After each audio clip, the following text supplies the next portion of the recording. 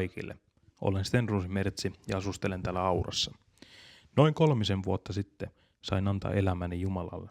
Ja ennen uskon tuloani huomasin, että maallinen elämä ei antanut minulle mitään sellaista, mitä sydämeni oikeasti kaipasi. Ja elämässäni alkoi niin sanottu etsikkoaika. Aloin kuunnella paljon hengellistä musiikkia, vaikka en ollut aiemmin juuri sitä kuunnellut. Samoihin aikoihin Aurassa alkoi seurakunnassa nuorten illat ja päätin mennä mukaan. Ja mitä enemmän mä niissä kävin, sitä vahvemmin mä tunsin, kuinka Jumala veti mua puoleensa.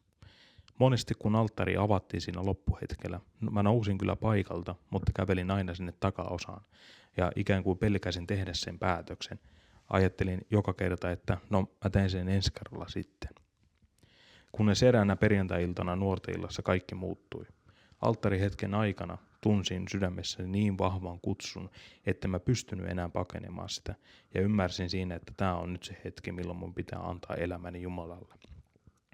Ja sinä iltana mä annoin elämäni Jumalalle. Ja siitä hetkestä asti elämäni on saanut merkityksen, jota en ollut aikaisemmin kokenut.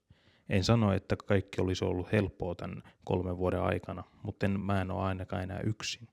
Jumala täytti sen tyhjän paikan mun sydämessä, jota mikään muu ei pystynyt täyttämään.